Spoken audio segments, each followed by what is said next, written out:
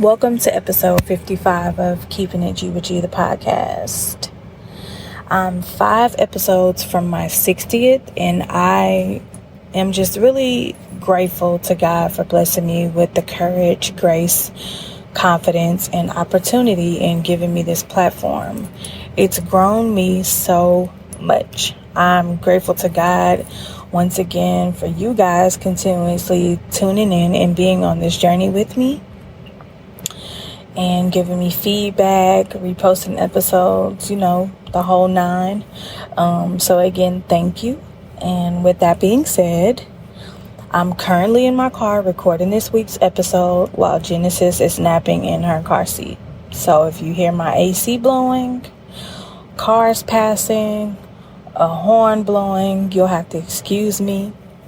But it's just one of those days where I've taken her out of the house after I'm off from working at home to get ice cream. And by the time we've pulled out of Chick-fil-A's parking lot, she's asleep.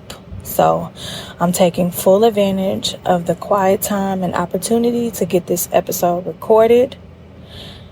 And welcome to Mom Life. As promised, I'm going to keep the flow of motherhood and parenting topics flowing for the month of May. Again, happy Mother's Day. I hope everyone was able to enjoy it, felt appreciated and loved on, and hopefully got a chance to relax a little. So this week's episode, I want to discuss mothering our daughters and children for that sake. This episode can be for dads too. So if you care for or raise a kid, this episode is also for you. I truly believe my daughter was sent from God to heal me. Before her, I loved, but after her, I really learned how to love, and not just her or others, but mostly myself. Self-love was never taught to me as a young woman growing up. This is something that I began journeying on in the recent years, maybe about 5 or 6 years ago. And then once I learned I was pregnant and had conceived, it just heightened. And then after I'd given birth to her, that's when the ball really started rolling. I had to really understand the true meaning of being selfless and learning how to love on myself. And once I did, this is when I really learned that in order to truly love others unconditionally and receive it, I had to really wholeheartedly accept myself and love on myself unconditionally first. And this is something that I'm priding myself on instilling in Genesis. And I'm going to try not to cry on this episode. But I want her to understand that love comes from self. And when you lead with and exude love, it'll come back to you tenfold. Teach people how to love on you and how you love on and treat yourself will set an example for how people will love on and treat you in return. Times are so different now, and I think when we were kids growing up, parents providing a roof over our heads, providing necessities, and throwing us birthday parties were enough then. But in our community, the Black community, we don't really have important conversations. So like teaching us about self-love or self-worth.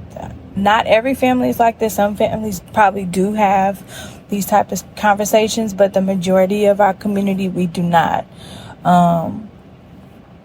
But like the practical things like self-love, how to love, this wasn't a thing that we just be sitting down and discussing. And I think had I been set down and been taught that, my life growing up would have been a lot different in the way that I maneuvered through relationships, friendships, or just life in general. But I'm grateful for the things that I was taught by my mom and dad.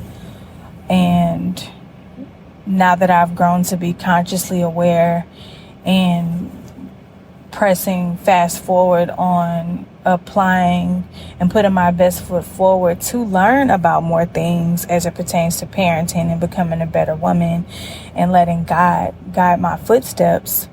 I'm grateful to have that spirit of discernment, to have an open mind, to be able to learn so that I can teach my daughter these things as she grows up. But our parents do the best that they can. They parent how they were parented. They only show us what they feel we should have privy to in terms of when they face challenges. We see the strong parent most of the time, but not so much the growing pains of it all. And this is something that I for sure want to share with Genesis growing up and as she gets older. And I want to be honest, but not overwhelm or stress her out. But I do want to be transparent with her, about challenges I've faced and how I've maneuvered through them, to encourage her that life will not be perfect the whole time through your journey, but you will get through it. Like if she asks me a question, I want to give her an honest answer to the best of my ability. I want my baby to know that this is what happened. This is the challenges that I faced, but this is how I got through it. And this is how you can get through it too, because I did it. I want to teach her about being resilient, having integrity, being a woman of her word. My role as her mother is to be an anchor, but not in a negative way. I mean, be her anchor in an encouraging, nurturing, loving, and supportive way, not hold her down or back. I want to healthily exhibit to her how to show up mentally, spiritually, and physically. And I can only do that by leading by example in the best way that I'm able to, and then being accountable and transparent with her when I can't. And help her to understand that it's okay if you're having a down day. You're human, but do not dwell in that. To be imperfect and flawed can be a beautiful thing if you use the lesson as a stepping stone towards your growth. And I say that a lot because not a lot of people allow their life challenges to make them better. A lot of times people allow it to make them bitter, and then they have unforgiveness in their heart, and then they're unable to love because their heart is hardened by these past hurts, failures, or disappointments. And so it's important to heal as well. And yes, I know she's only 3 going on 4, but these are just the things that I want to be intentional when mothering my daughter as she continues to grow up. Another thing that I want to shed light on is how important it is for us to be able to deal with our emotions healthily and heal properly as parents, whether this be from childhood trauma, for example, a broken relationship with our mothers or fathers, or whatever the case may be, will most likely spill over into how we parent our children, and this will be detrimental to yourself and your child's relationship. It's so crazy because we unconsciously carry over parenting techniques from our mothers and fathers and pass them down to our children when we become parents. But I'm here to tell you firsthand that that isn't always a good thing. And here's why. Because every child is different, and what may have worked for you may not work for your child. And the dynamic of the relationship between you and your child can be completely different from yours and your parents. And don't get in the habit of saying things like, I want to become nothing like how my mom or dad was in parenting me, if they were negatively parenting or what have you. Because again, you'll become just that, trying so hard to break this damn cycle. Do and parent with and how what works for you and your child. Take the good, make the bad better, but don't bust your ass trying so hard to quote unquote not be like your parents were. If you come from a bad relationship with them, because if you're not conscious, it'll happen. So it's important to heal from past hurts, and to be in tune with your emotions. This is why it's imperative to do temperature checks on your physical and mental well-being and seek help when you feel overwhelmed, stressed, or drained when it comes to parenting your children and raising them up. When you're able to maneuver your emotions healthily, it sets an example for your child and how to deal with things better and how to not take things out on others because of the lack of wanting to be accountable with yourself or coming to peace with past hurts. So this is very important that you pay close attention to this, and if you don't, it will affect them in the long run. So please be mindful of this. Seek help in any form of therapy, leaning on your support system, and pray. It's so important to heal and to be consciously aware of these things. And like I said, if you're unable to maneuver healthily and you can't get a grip, so to speak, it's important to lean on your support system, speak up, be honest, and stay in prayer. Whatever it is that you need to do, please do so, because the price of ruining your child due to not seeking the proper help or refusing to be accountable or apologetic is far more detrimental than using your resources. So in closing, in mothering our daughters and raising up our children, be patient with yourself. Learn through the process, be present and hands-on, be transparent with your children, and be accountable and apologetic if you're wrong when the moment presents itself. And even if you're not wrong, sometimes you just have to look yourself in the mirror and say,